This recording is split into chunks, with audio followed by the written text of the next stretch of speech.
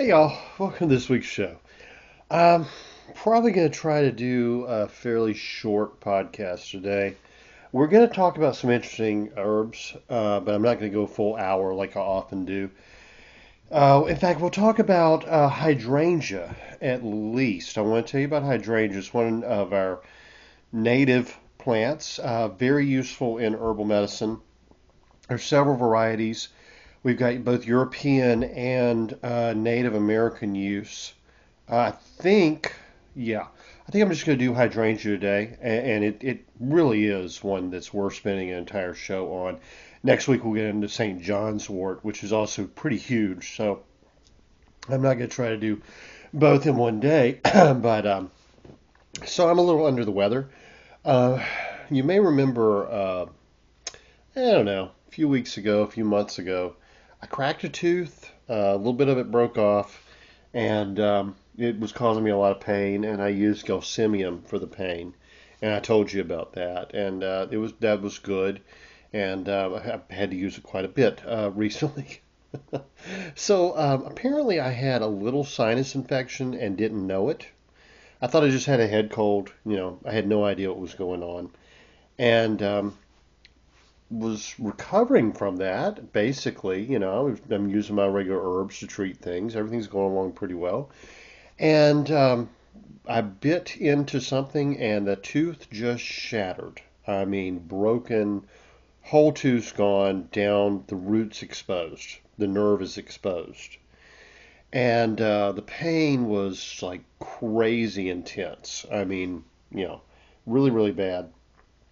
So I used my herbs and everything, and I treated the pain. Of course, I used clove and I used calamus.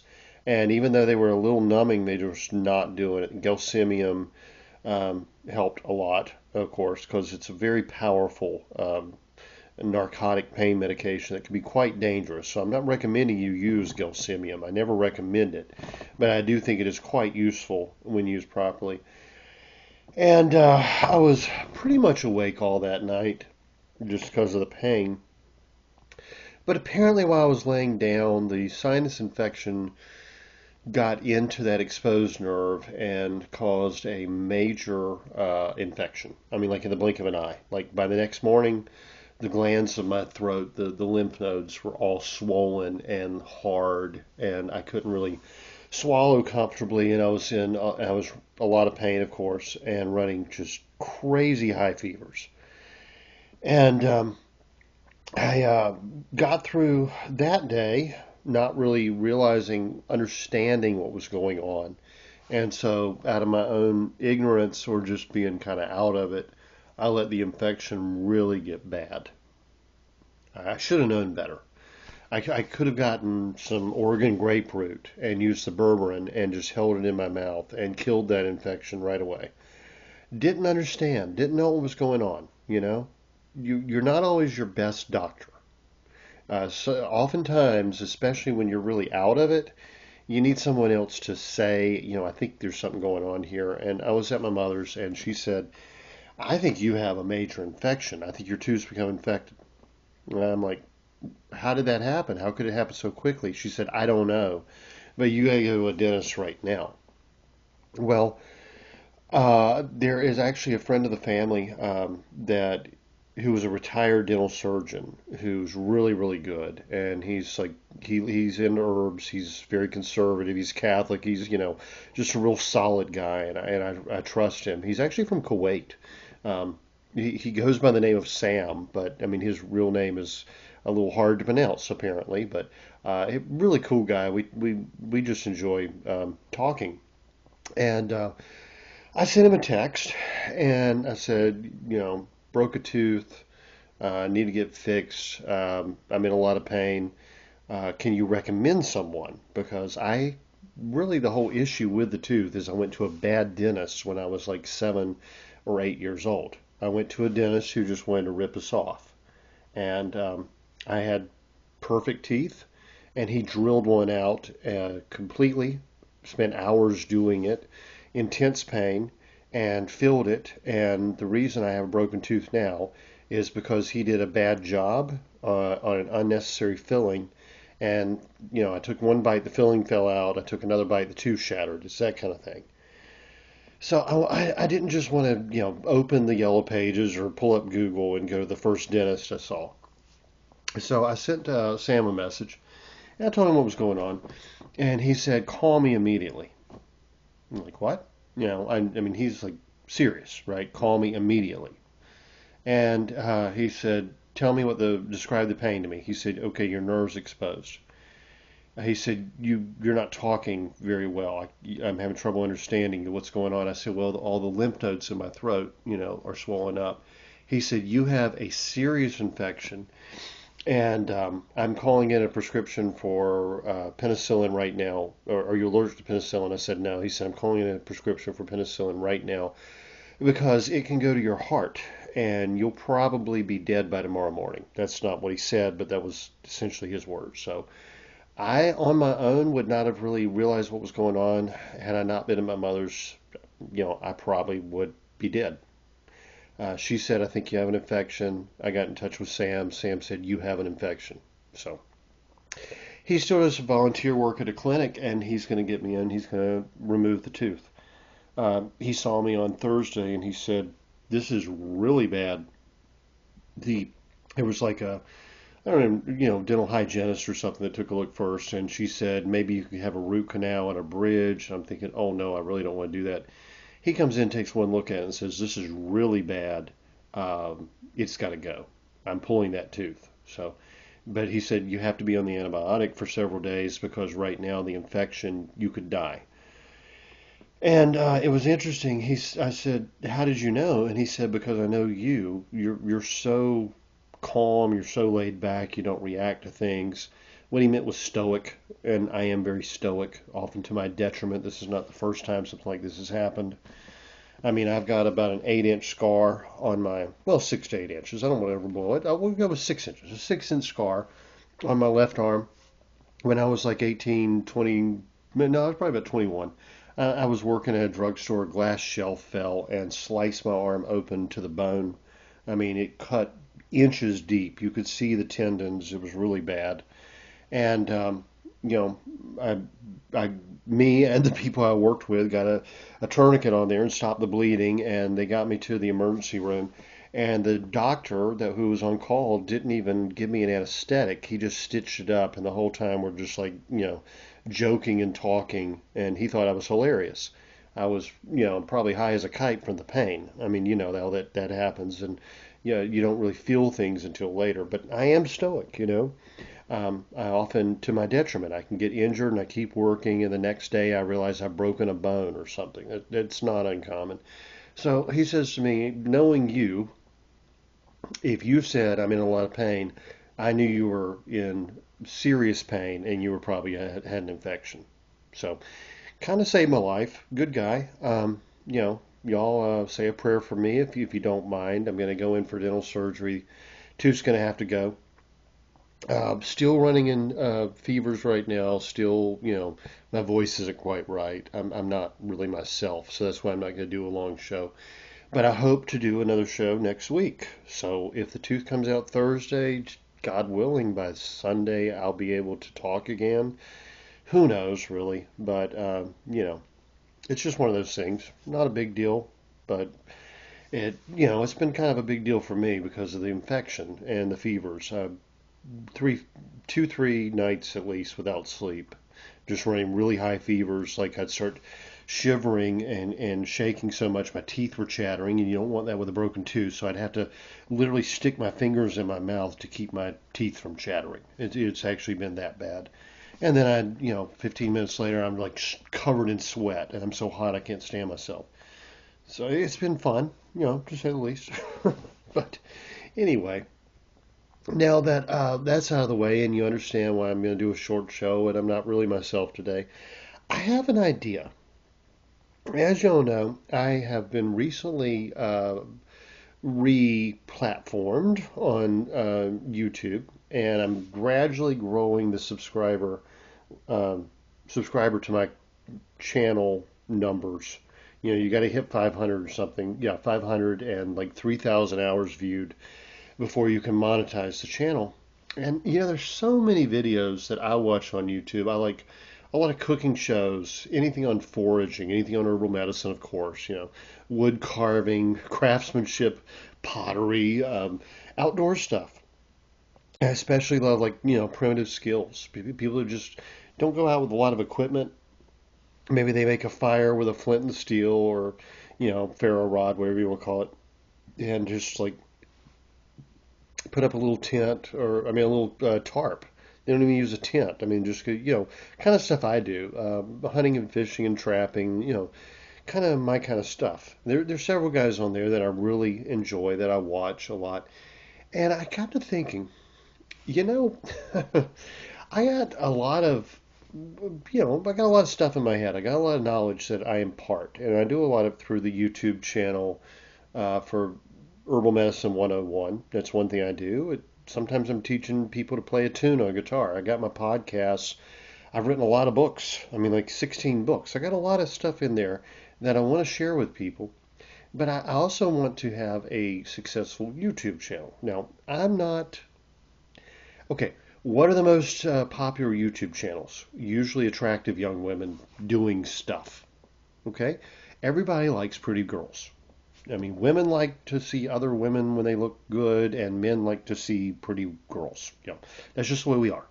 I'm a middle-aged guy, and my appeal is probably somewhat limited. I've got a pretty big audience here on this channel. So it hit me. Is someone who listens to my podcast an attractive young woman? You don't have to be single. I'm not asking you to do anything inappropriate or sexual or anything like that. I'm not hitting on you. This isn't, there's no ulterior motive here. Is there an attractive young woman that listens to my show who really wants to learn a lot of the stuff I know? Like teaching you how to garden or forage or keep chickens or butcher meat or cook or make pickles and sauerkraut or herbal medicine or play an instrument or fix a car or do plumbing or like any of the 10,000 things I do, right? Start a fire with a bow drill, a stick and a string. You can actually start a fire with that. Or a Fresnel lens or, any of the like whether it's a homesteading skill, whether it's herbal medicine, whether it's music, whether it's cooking, or primitive survival skills, the stuff that I do. Do you want to learn it? Well, I'll teach you for free, and you and I can partner. What we would do is do a 10 to 15 minute video chat, like a Zoom meeting or something. Is Zoom the one that just went out of business? I don't know, but you know what I'm saying. A 10 to 15 minute video chat, like an online meeting, where I show you how to do something, and we'll talk about before what it's going to be, so you're comfortable with it, and you tell me what your interest is. So I'll teach you something you really want to know. It could be cooking the perfect steak, or it could be, building a shelter, a log cabin. If you want to make your own log cabin, I mean, whatever, right? Um, yeah, I mean, from medicine to you name it, right? Herbs, I mean, herbal medicine. I'm not just saying for legal reasons. I'm qualifying that this is herbal medicine. Do you want to learn something from me? Well, normally, you either have to listen to my podcast or read my books or come take a class from me. And yeah, I charge for my classes, and I don't charge a lot, but spend a little money and do some travel. Well, we could do a 10 to 15 minute video chat, meeting, whatever you call it, online meeting. And I can show you how to do something. And then you film yourself doing it. And we could start our own YouTube channel. Maybe do TikTok, maybe do, I don't know. I'm not sure what the status is of TikTok. I don't want to do something that supports the Chinese Communist Party. But if they're, moving away from that and becoming privatized, okay, maybe we can consider that. But at least YouTube, right? Um, it would be the channel of like Judson teaches so and so. That's sort of like the working title. I mean, it's a horrible title. We'll come up with something better. But I show you how to do something. I talk you through it. You do it. I watch you. I give you advice, and basically we take that video, we put it on YouTube, and you're a pretty girl, and I know stuff, and I think people would watch that, and I'll split the profits 50-50. It could actually really make a lot of money. I mean, there are channels on YouTube. They're guys I watch that just go out in the woods and make fire and cook a fish, and they got hundreds of thousands or a million subscribers, and they're making tens of thousands of dollars a year. I mean, really, like even hundreds of thousands off these videos. Or you need some work, you need some money, you want to work. It's you're gonna have to do your part. You'll have to promote it just like I will. I'll begin by promoting it to my audience, which is pretty big, thousands of people. Um, but you'll have to do your part, and you'll have to actively market. Becoming a YouTube personality. That's part of it. But it's just like I teach you how to do something, you do it. We take the video, we put it online, and we split the money 50-50. 50-50. I mean, literally you get my entire collection of knowledge, and all you have to do is film yourself doing it tastefully. I'm not looking for anything weird here. Um, you need a job? Somebody out there, is there an attractive young woman looking for a position? And is this sexist? Yeah. I'm sorry, but that's YouTube. I mean, you want to see the videos that get the most views? It's like some, hot girl in a bikini fishing. That's just the way it is. I can go out and catch the same fish. Nobody's going to watch me. Okay? It is what it is. That's reality. And I'm not offering, this is not one of those things where I put out a job listing and I'm discriminating or something. No. This is, would you like to partner with me in a YouTube video enterprise if you have these qualifications and a sincere desire to learn? I'm understanding it's just like a modeling job, just like an acting job, that looks actually do matter. And is that fair? No, it's probably not fair. I'm not saying it is, but that's YouTube. That's the way it is. Sorry. Um, and it cuts both ways. The reason, I can't get a million views catching a fish is I'm not an attractive girl, by any means. I'm a, 6'4", 220-pound hillbilly, 48 years old soon, 47 right now, 48 in August. But you know what I'm saying.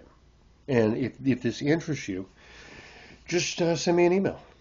Seriously, just Judson@JudsonCarroll.com or SouthernAppalachianHerbs@gmail.com. If we get 2 or 3 people interested, uh, I'll just kind of chat with you a little bit and see who has sort of it'd be more like commonality. Like how much of what I do are you interested in, and personality as well. Are you a likable person? Sorry, not everybody's likable, and that really comes across on camera.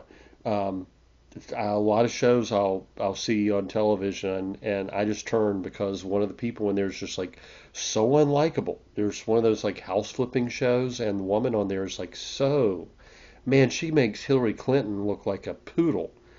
I won't watch it, even though like one time they were doing something. I'm like, oh, I need to learn how to do that. I need to, you know, do this feature in my home. Well, she was so awful. I just like, so personality does matter, looks matter, and but really it's going to be, do we click?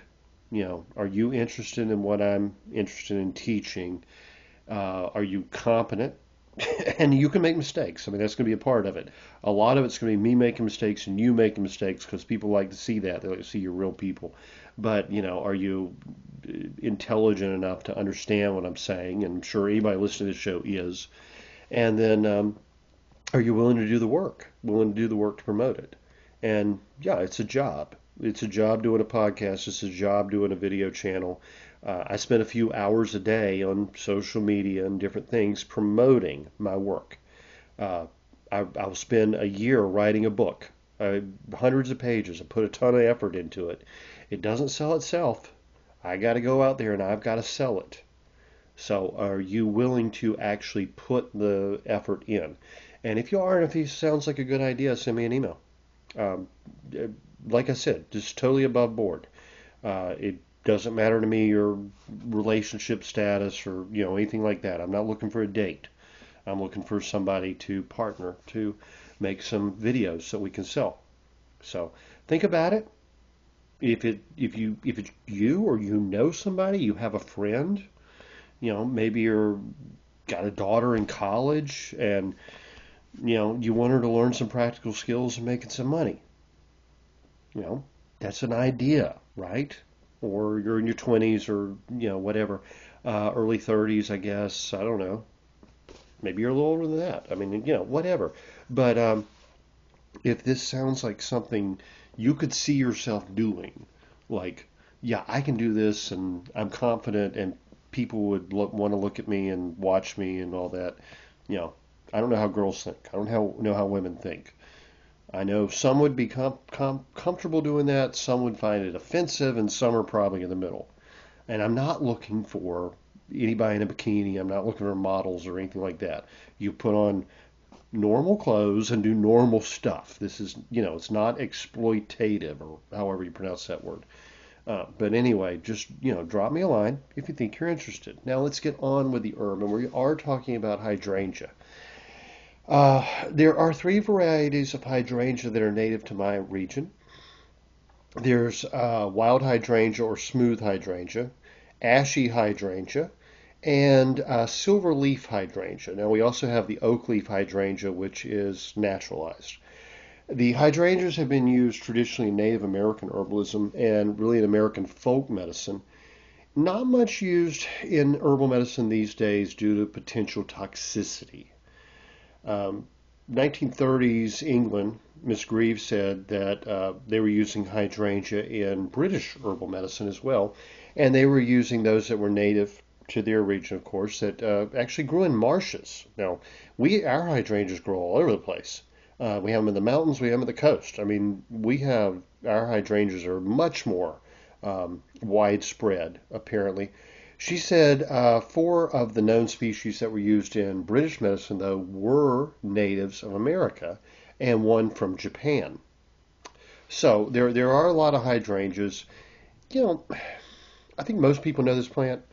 It can look very much like viburnum sometimes, but usually it's a bush with these big, like pom-pom, puffball flowers, but they're actually, um, made up of many small flowers like florets, like an umbel almost. And they are usually white in nature, but it depends on the pH of the soil.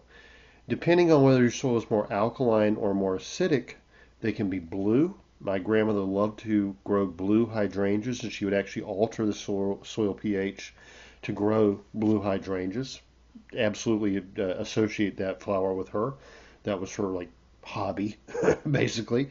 They can be pink, they can be purple, they can be red. Totally depends. Basically, a hydrangea is like a pH test strip. If you look at a hydrangea and you see its color, you know the acidity or alkalinity of that soil. And you can alter it by putting eggshells down or oyster shells or coffee grounds or you can take it one way or the other.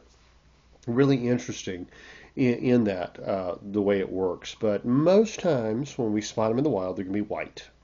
Now, the most commonly used, probably in Native American medicine, is the Hydrangea arborescens. I think is the way you pronounce it. It's Arborescens. And it has a peeling bark. The bark peels off in layers, and it's commonly known as seven bark. The That's really most often the one you're going to see used, and yeah, we'll get into that one here specifically in a second. But the medicinal actions and uses, especially of the one called seven bark, diuretic, cathartic, and tonic. Diuretic means removes excess fluids. Cathartic means it basically cleans you out. It's going to give you diarrhea. And tonic means it's good for the digestion. But it also has a lot more uses. Decoctions are said to have been used with great advantage by the Cherokee Indians and later by the settlers for calculous diseases. That means urinary and kidney stones, gravel, whatever. It does not cure the stone in the bladder, but as demonstrated by the medical profession, Dr. S.W. Butler of Burlington, New Jersey, showed that it removes gravelly deposits and relieves the pain consequent to their emission. He actually, this is almost unthinkable, one of his patients, he used the seven bark hydrangea to get rid of kidney and bladder stones and whatever. 120 stones from one person in one episode. Now, I've never had a kidney stone, anything like that. Have family members who have. They have said they're quite painful. Talking with a fellow the other day, he said he walked into, I think it was Firehouse Subs, gets out of his truck just fine. Suddenly had a pain, like basically said felt like he'd been kicked in the testicles. And then he started running a fever, and within a couple hours was incapacitated in the hospital. Days of agony and treatment. Finally passed one stone with tons of bloody dark urine and passed out. Okay? One stone. This patient of Dr. Butler in Burlington, New Jersey had 120. I don't even know how that person survived. But anyway, she says the fluid extract is principally used for earthy deposits. Again, she's talking about those stones.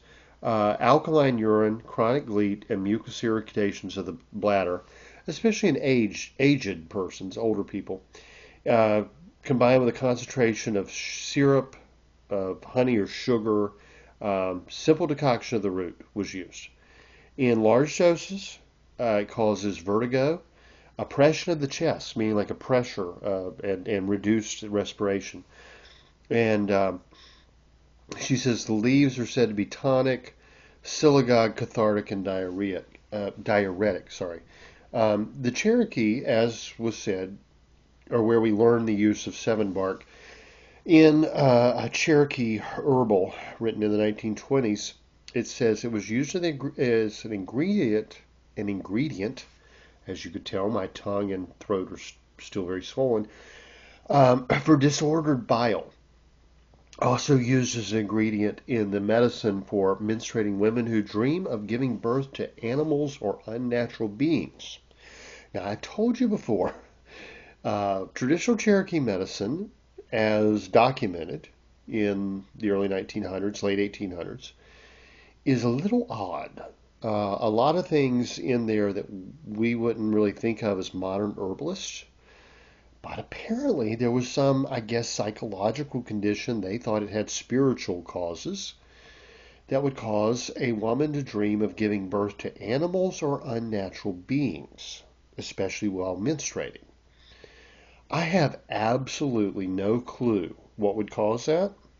I could understand it would be quite disturbing, but they had a lot of cures for that. Yeah, both herbs and incantations. Weird stuff, in my opinion. Very, very weird stuff. But hey, I'm not a woman, as we just discussed. So anyway, it was also used to stop vomiting in children from 18 months to 10 years old, using a tea made of the inner bark. It was used externally, bound on using the fresh scraped bark for burns or risings or swellings, um, inflammations. And a poultice was made for sore and swollen muscles. In the 1860s, the French botanists who worked for the Confederacy documented in Resources of the Southern Fields and Forests that it was a particularly good treatment for gravel and stones. And again, he talks about how it was learned from the Cherokee. And he also quotes Dr. Butler, again, the 120 stones. I mean, that's just like probably a world record. So I guess a lot of people knew about it. But hydrangea, he gives actually the Dr. Butler's formula, which is interesting. He said 16 ounces of hydrangea bark. Now, this is the 7 bark, specifically that one, made into a decoction with 6 pints of water, boiled down, and then mixed until it evaporated until about half a pint. And within mixed, I meant to say, with 2 pints of honey, and then boiled again and evaporated to about the consistency of 2 pints. So you boil the decoction down to about a pint, or I'm sorry, half pint, and then mix with 2 pints of honey and boil it down again until it's a pint. And it was taken as about a teaspoonful 2 to 3 times a day. And let's see if we got anything more modern here. Well, 1898, King's Medical Dispensatory describes it, goes into detail about chemical composition. We don't need to get into that right now. But under medicinal uses and actions, which just jumped away from me as I went to it. I think the trackpad on this laptop is a little funky. Well, anyway, it says the plant introduced to the profession by Dr. Butler. Again, they go through the same story, 120 bladder stones, urinary stones, pretty bad. I can't emphasize too much how bad, but they talk about specific for urinary gravel. And let's see, let's see if there are more uses. Good remedy for acute nephritis. It's a kidney condition. The specific hydrangea and fluid extract are principally used for earthy deposits, phosphates of calcium, ammonium, magnesium. Again, we're talking stones. Alkaline in the urine, chronic gleat, and mucus irritation of the bladder in aged persons. Its alternative powers, chiefly due to its washing away of strumus and other unhealthy products, are not to be underrated. Alternative means it gradually brings you back to health. It is not without some value in bronchial pulmonic affections, in other words, chest complaints, congestion, and such as that, relieving irritation, also in some forms of gastric irritation. Specific indication uses vesical and urethral irritation, gravelly deposits, difficult urination, bloody urine, deep-seated renal pain, hepatic pain, irritation of the bronchial tract. It improves the nutrition of the urinary mucus tissue. More modern, I guess we're talking 1920s, Jethro Kloss said this is an old remedy that is very valuable in bladder troubles. It will remove and help prevent the formation of bladder stones and all. I don't see, okay. Also helps with backache caused by kidney trouble. Good for chronic rheumatism, paralysis, scurvy, and dropsy. Mild diuretic. The herb acts differently in different people. That's also true. That's one reason it's not used very much in herbal medicine now, but it is still very useful. In some, it may act as a laxative. Therefore, it's better to start with smaller doses and increase them slowly as needed. A really good book called The Medicinal Plants of Southern Appalachia says the American Indians use hydrangea bark as a poultice for burns, ulcers, and rashes. Bark was chewed to relieve high blood pressure. That's one use we haven't discussed before, and also for stomach problems. In folk medicine, wild hydrangea was used extensively in treating kidney problems, including blood in the urine, kidney stones, and infections. Herbalist Tommy Bass from Georgia relied heavily on the wild hydrangea to treat gallbladder problems, kidney stones, rheumatic inflammation, gout, and liver congestion. So really, that's a lot of use we haven't discussed. Now, Botany a Day says the fresh leaves contain a cyanide, but some species are dried and powdered and used as a tea, as a tea sweetener. You can actually dry and powder the leaves of some hydrangea and use it like you would stevia or something. Medicinally, the roots are emetic and cathartic, vomiting and diarrhea. If you need to purge your system, this is actually for when you would want to have such a set. Diaphoretic means help with a fever. Diuretic, anthelmintic, reduce fever, and gets rid of excess fluid and can get rid of intestinal parasites. The plant might contain an anti-malarial alkaloid. Very interesting. Peterson Field Guide says wild hydrangea, American Indians use the root tea as a diuretic, cathartic, emetic, scrape bark poultice on wounds, sore muscles, sprains, tumors, bark chewed for stomach problems, heart trouble. Root traditionally used for kidney stones, mucus irritation, and bladder and bronchial affections. Warning, experimentally, it may cause bloody diarrhea, painful gastroenteritis, and a cyanide-like poisoning. So that would be large doses. And the cyanide apparently is in the leaf, so we're not talking the root or the bark in that case. That I know of, but, obviously you'd want to be very careful in that. Now, Physician's Desk Reference for Herbal Medicine says the drug has a diuretic effect. Hydrangea is used for the treatment of conditions of the urinary tract, particularly the bladder and kidney stones. No health hazards or side effects are known in conjunction with the proper administration of designated therapeutic dosages.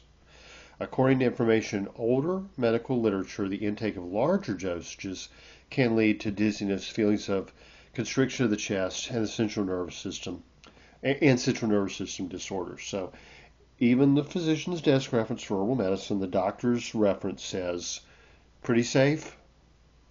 Absolutely don't use this one during pregnancy. It can be very dangerous. Not one to just use without any caution, one to research and use when necessary. If you have an issue with kidney and bladder stones, you might want to really look into it. Plantain's really good. There's so many herbs, plantain and dandelion and dock, and a lot of them can be really, well, dock actually has that, what's the name of it? There's a compound in docks and sorrels that can actually cause kidney stones. But usually, plantain's really good. Burdock's really good. But there are various formulas. Hydrangea 7 bark specifically may not be your go-to, but it's definitely worth researching and knowing. It has a lot of good uses, and they are very pretty. I have at least 4 varieties of wild hydrangea that grow in my yard. One of them is a vining hydrangea that is absolutely maddening. It's worse than kudzu, basically.